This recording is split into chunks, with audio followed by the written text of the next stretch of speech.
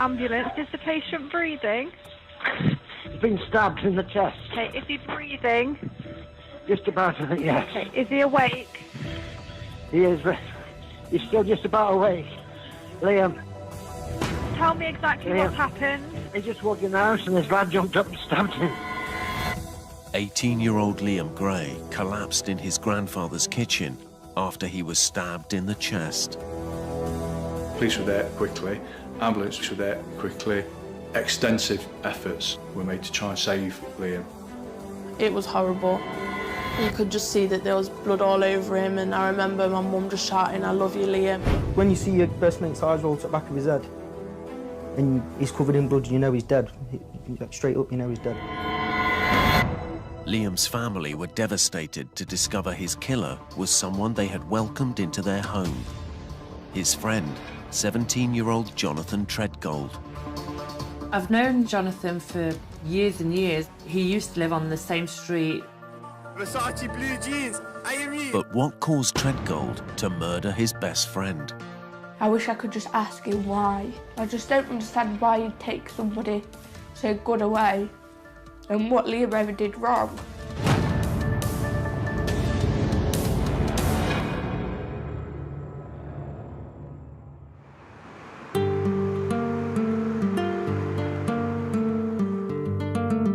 Liam would be 20 this year. Down here we've got some more pictures of Liam when he was a little bit younger. I think he was about 14 there. And that's Liam when he was even littler. Liam and Paige. It was a nightmare to me. Obviously, he was my little brother and we just clashed so much. But we was really close as well. I was like his second mum, I think, because my mum had me quite young and Liam quite young. Me and Liam was really close growing up. We was always fighting, always arguing.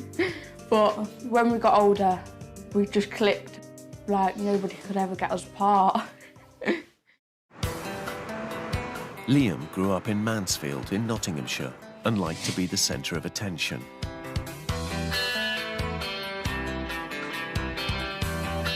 He liked I Want It That Way by the Backstreet Boys. Love that song. Liam just dancing around in the kitchen with a mop or a sweeping brush. Sounded like a cat was being strangled. That was Liam's character. He was just so happy, happy-go-lucky. As he got older, Liam struggled at school and at home, but his outlook improved when he moved in with his granddad Pops, not far from the family home. Pops, he keeps me on a level, he keeps me sane. He's a legend. I'd be lost without him. Liam's best friend Reese lived across the road. The pair were inseparable. I've known him all my life. We grew up together, went to school together and everything. We were just a bit crazy, to be fair. Everyone would be like, "Oh, Liam and Reese are together again. Get ready." You'd always see Reese and Liam bouncing down the street together with massive smiles on their face. They were like brothers, they were inseparable. They were together nearly all day, every day. You'd never catch Reese without Liam or Liam without Reese. They were like a couple, really. Like any husband and wife. No one would come in between them. As little lads, we used to fight with each other. Get ready. We'd fall out, but then we'd be best mates again anyway. He's mint. I loved him, I did. There was a special place in my heart for that lad. Not long after Liam moved into Pop's house, he would introduce Reese to another friend of his, Jonathan Treadgold. Do you know what? When I first met him, I thought he was all right, to be fair. He was a good lad. And we all just ended up getting on. It was kind of like, I don't know, Three Musketeers, if you want to say that. But Jonathan's upbringing couldn't have been more different from the loving home that Liam had always known.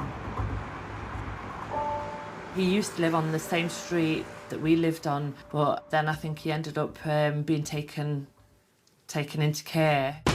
After he witnessed domestic violence and drug use, Jonathan was moved into accommodation with extra support.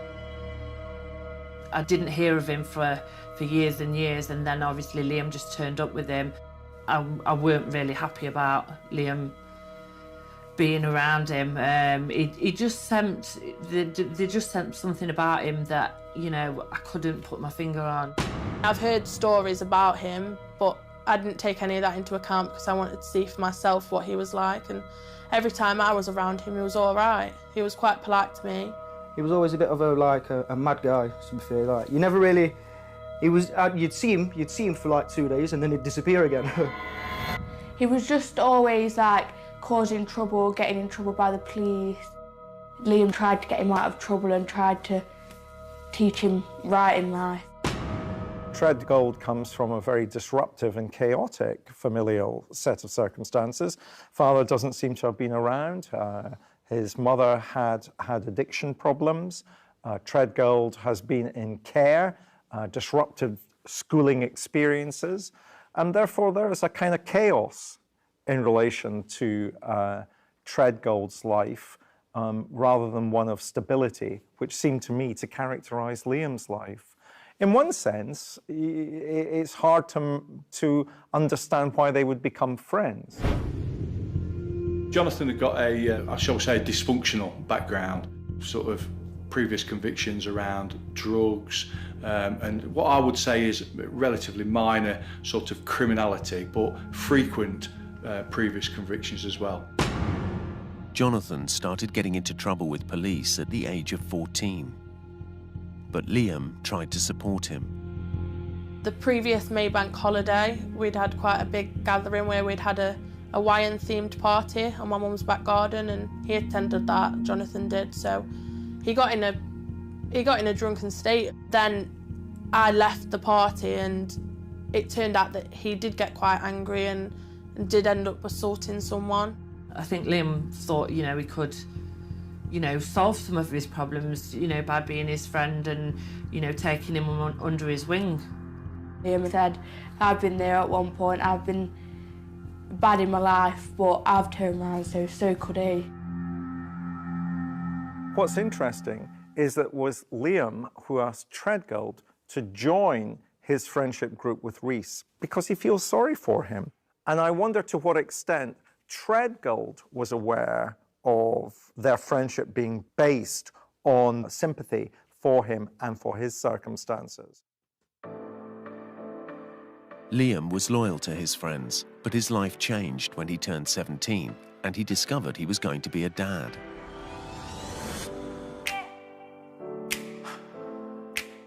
He was over the moon. Buzzing. He was dead happy. Dead happy. He started to grow up a bit more and realised that he had to become a family man now when he had a child to look after in the future. Liam started spending less time with Jonathan and Reese as he prepared for his new arrival and had plans to move to Birmingham. I was sad that, you know, my boy was going to live somewhere else, but it wasn't that far. It's about an hour and a half away from here. He was ready for the move, ready to start his family. Him moving out was always a big thing. He wanted to move out, wanted to get my own place. So and then he can do what he wants and he can have it looking how he wants it and stuff like that, do you know what I mean? But for Jonathan, Liam's plans to leave Mansfield didn't go down well. For Treadgold, Liam's move to Birmingham is threatening because he imagines he'll never see him again. For Treadgold, here's yet another person that he can't rely on, and the safe space that Liam has been able to create through his family for Treadgold was also going to, therefore, in Treadgold's view, be denied to him. He can't imagine that the disruption will ever be repaired. I truly believe that Treadgold probably saw that his mate was about to embark on what was going to be a brilliant, brilliant part of his life, whereas his life was carnage, it was chaos.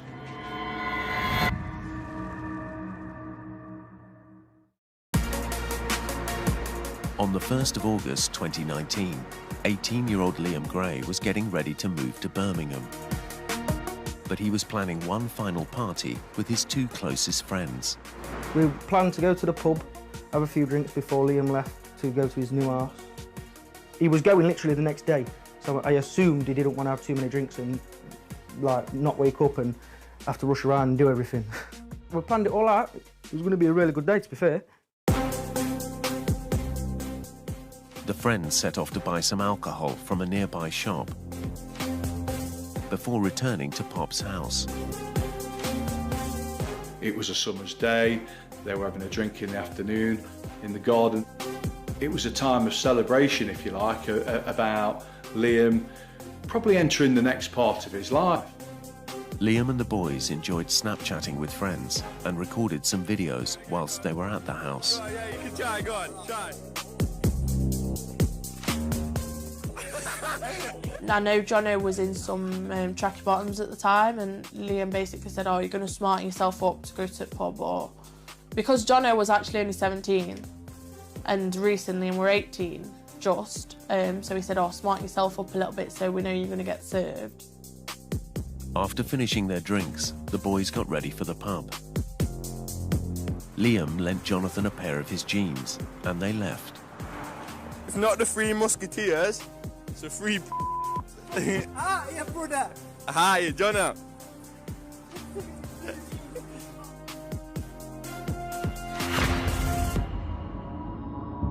But while walking through the park, the atmosphere quickly changed when Reece received a message from the boyfriend of Treadgold's sister.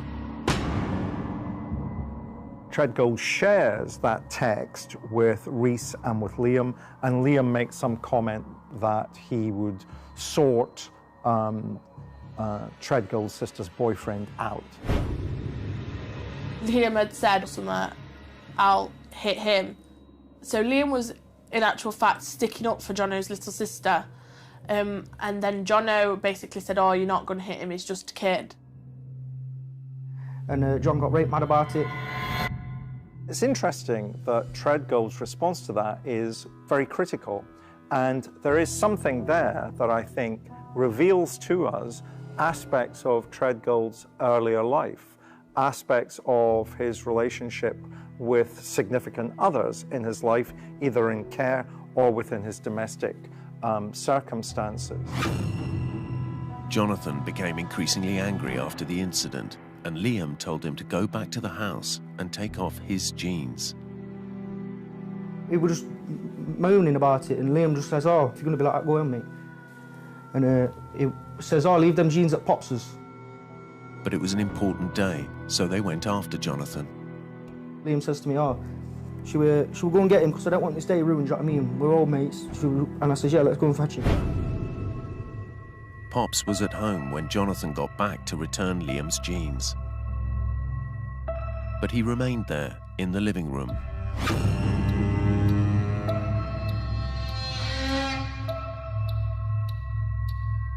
When Liam and Reece arrived 4 minutes later, Reece stayed outside while Liam went in to smooth things over.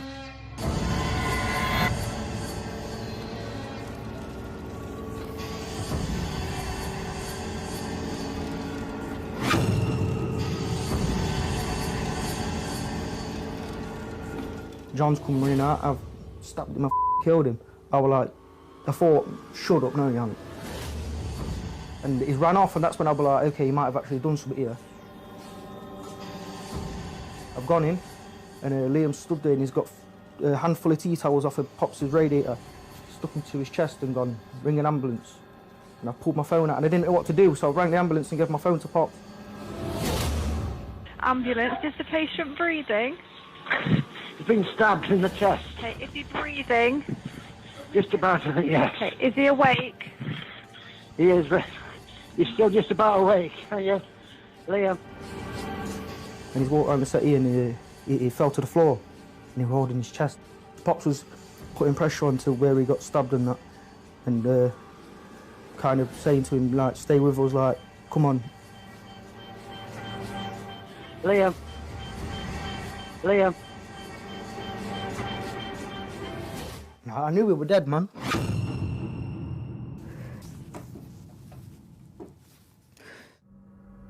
Liam. Okay, just tell me exactly Liam. what's happened. Yeah, do you know when you see your best mate's eyes roll to the back of his head, you kind of know he's dead, don't you?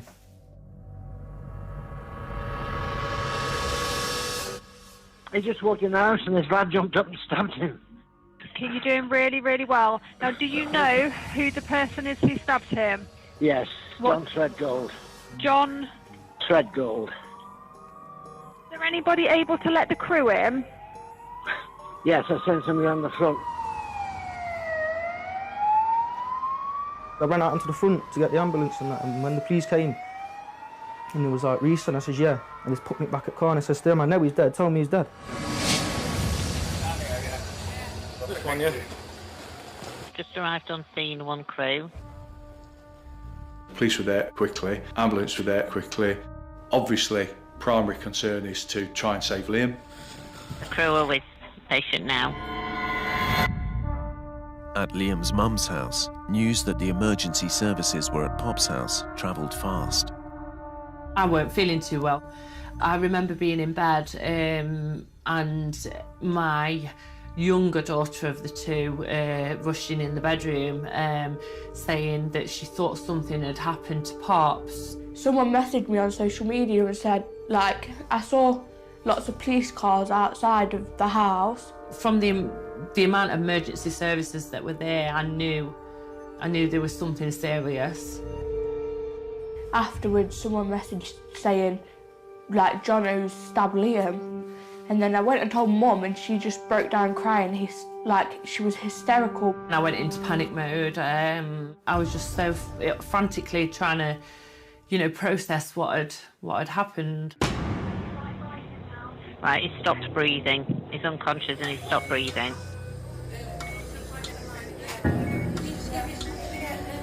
As paramedics battled to save Liam's life, Superintendent Kevin Broadhead launched a manhunt for Jonathan Treadgold. Whilst the incident was unfolding, we received a call from a local business owner who had seen something suspicious. A male had actually climbed into the rear yard of a local sandwich shop and he was challenged by the owner. Treadgold began making allegations about the incident, suggesting he had been under threat.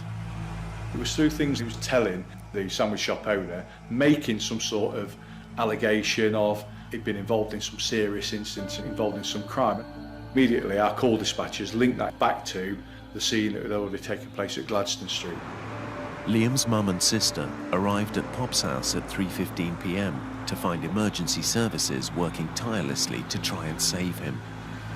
I was down near the house, as close as I could be, and I remember my mum coming onto the street and she was a mess.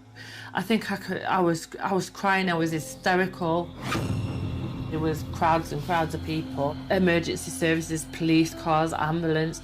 I remember running up to Pop's front door and a police officer dragging me away. Liam? Has he stopped breathing then? They were doing some work on him. They had to cut open his chest to get to his heart, you know, to massage his heart, to try and keep it going. He's breathing at the minute. They were in two minds whether to take him in the air ambulance, but then decided against it because they couldn't work on him. So they brought him out of the property, and as they were putting him in an ambulance, a police officer took me round, and I managed to say, you know, I love you, and I just hope he heard me, because that was the last thing that I managed to say to him while he was, you know, still alive. A police officer got me, my mum and Pops in the back of the police car, and they blue lighted us all the way to Queen's Medical Centre behind the ambulance. We thought that everything was going to be fine, like they'd done everything they could in the house and they was going to do more on the way there. Meanwhile, police were closing in on Jonathan Treadgold. After a 999 call from the sandwich shop owner, he had fled across Mansfield. His mother lives sort of within a square mile of the scene of the incident, so it's my belief that he was sort of like heading back that way. A call from another member of the public alerted police to his whereabouts at a family friend's house. His arrest was captured on officer's body-worn video. Step back! Step back! At 3:30 p.m, Jonathan Treadgold was arrested just 30 minutes after he stabbed Liam. But initially, it was just on suspicion of GBH. And he told police officers it was Liam who tried to attack him first. At this moment in time, you're under arrest on suspicion of GBH. You don't have to say anything, mate. 120 people make sure one question, something which they try and quote anything you do say, and we have any evidence. Do you understand? At the hospital, doctors attempted to save Liam with open heart surgery, but an hour and a half later, he was pronounced dead. He was just 18 years old.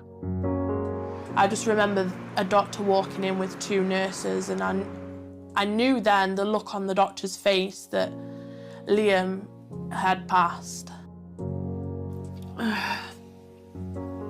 They didn't even have to say anything, I just knew, and I think I said to them, he's gone, hasn't he? And they said, yeah, we regret to tell you, you know, that he has gone, yeah, he's passed away. I just remember getting a phone call, and I can remember looking at my phone and just seeing Mum calling, and I didn't answer it, and then she rang again, and I always said, I know what you're going to say. And she said that he's gone. I just had a feeling like, I didn't know what... I just felt like a piece of me was gone. I just can remember collapsing to the floor, and there were so many people surrounding me, but I can't even remember what was going through my head right then. Just remember running out of the room. I couldn't breathe. I began having a panic attack outside. And just unimaginable, undescribable pain that I felt right then. My heart just shattered.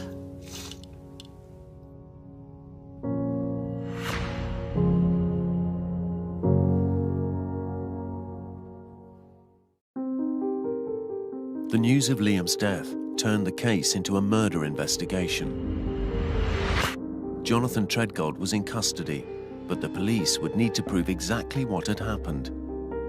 Superintendent Broadhead's team set out to assess the crime scene, speak to the key witnesses, and review any CCTV.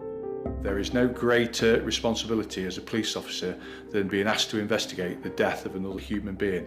And it's at these times, when you go into the absolute minute detail of everything, it's your duty to do that. And our duty to Liam and to Liam's family was to actually go into this detail. In the interview room, police were shocked when Jonathan admitted to stabbing Liam. But he claimed he had to protect himself, and suggested Liam was a violent bully.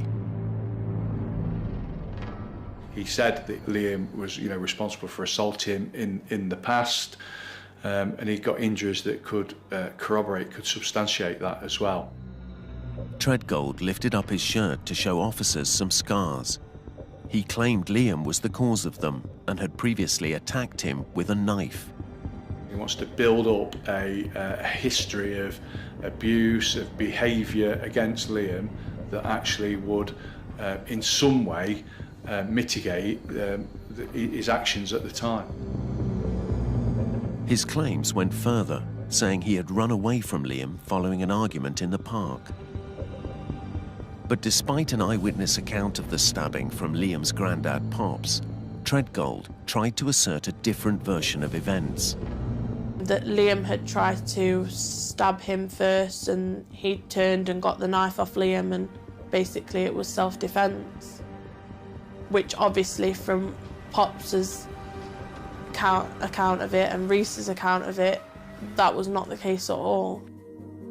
Police needed to piece together the events leading up to Liam's death, so investigators examined CCTV in the area. The movements of both Liam and Jonathan prior to the incident and then Jonathan after the incident were mostly captured on CCTV and took place in a relatively small area of Mansfield. Earlier in the day, cameras caught the boys buying alcohol in a corner shop. They appeared on good terms.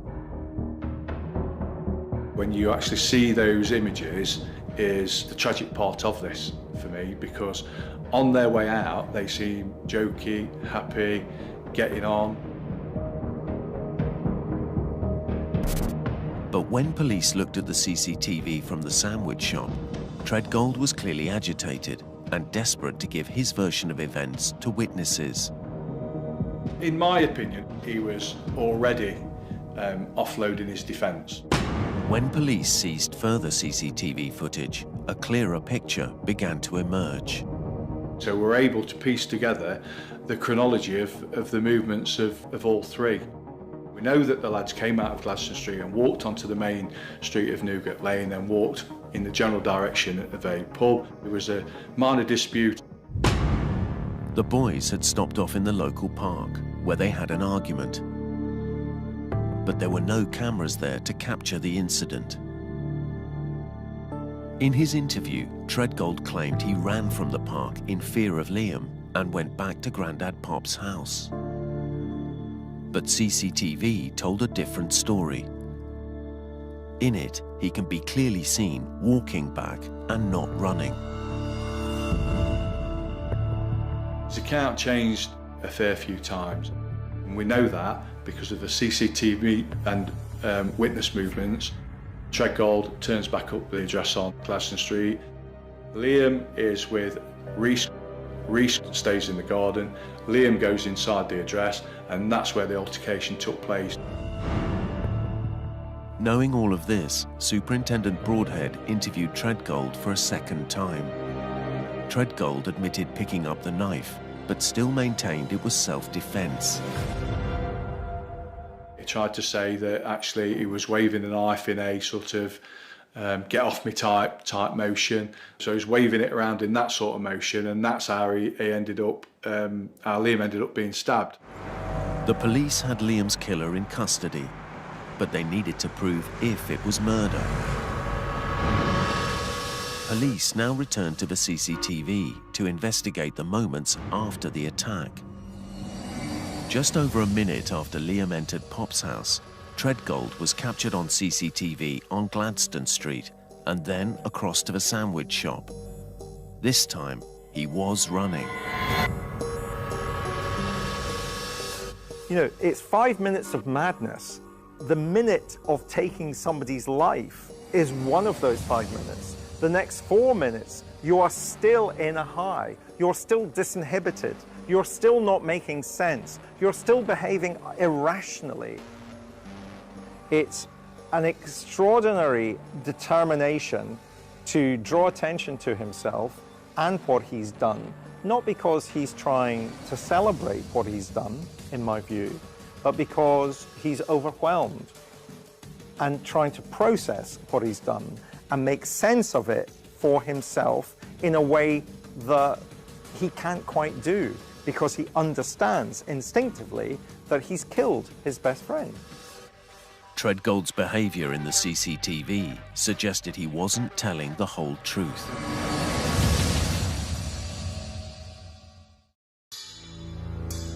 Police retrieved the murder weapon from the house and sent it off for analysis. It was a kitchen knife, just a standard domestic kitchen knife that belonged to the household. It was in his kitchen. It was a big kitchen knife, like 6-inch sort of thing. He chucked it. He must have stabbed him, pulled it out and chucked it. With Liam's blood on it, police had no doubt the knife had been used to kill him. It also had Treadgold's fingerprints on it, but he still maintained he'd used it in self-defense against Liam. So detectives needed to determine if there was any historical evidence that could support his claims of bullying. Absolutely huge effort went into a review of all social services records, anything that was any other what we call third-party material that relates to both Liam and Jonathan, to see whether there was any information within held by any of our partner agencies that could substantiate any of Treadgold's claims, and there were none. But the records did reveal that Treadgold had a history of self-harming. This indicated to police that the wounds he'd shown them could have been previously self-inflicted.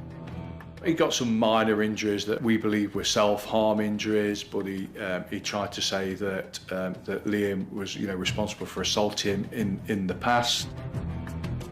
What he's trying to do is give himself a defence.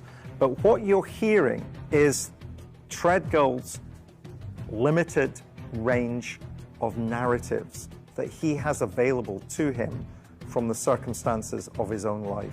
He knows that he's self-harmed. He knows that when he gets drunk, he can move from being quiet to aggressive. So he's got a limited number of narratives to fall back on. In a background review, it was Treadgold that was found to have an extensive criminal record. First arrested at the age of 14, he had faced charges of criminal damage and threatening behaviour. And just 6 weeks before the attack, he was convicted of assaulting his girlfriend. He was always a bit of a mad guy, but there wasn't anything that would make me think, oh yeah, he's gonna kill my best mate, he is. When police breathalyzed Treadgold hours after his arrest, he was still found to be 3 times over the drink-drive limit. There does seem to be an element of when he drinks to excess, that he switches his personality very quickly, that he will become aggressive. But you see with Treadgold, whether he's sober or whether he's been drinking, you see a young man who has had a chaotic life, and adults in that chaotic life have always let him down. So there's a consistency also in terms of his behavior, that he's angry, he wants to express anger, and he finds that difficult to do when he's sober and easier to do when he's been drinking. The police then received key findings from the post-mortem report. He tried to say that actually he was waving a knife in a sort of get off me type motion. So he's waving it around in that sort of motion, and that's how he ended up, how Liam ended up being stabbed. But Liam's body did not have any defensive wounds on his arms or hands. The pathologist actually could show that it was actually a jabbing stabbing motion as opposed to a slashing motion. The blade went straight into his heart. Police then assessed a wealth of evidence: witness statements, CCTV, social services records, and post-mortem and forensic results. They had enough to charge 17-year-old Jonathan Treadgold with the murder of Liam Gray. But he protested his innocence and pleaded not guilty. His plea made me really, really angry even more, because why couldn't he just admit his guilt and admit what he'd done was wrong and show some kind of remorse? But that wasn't him, obviously. Because of his not guilty plea, Liam's body was subjected to a second post-mortem at the request of Treadgold's defence team. I thought it was absolutely disgraceful. I thought, how can he put him and us through anymore? He's taken Liam away from us. How can he do this to us as well? I was really worried that he'd get away with it.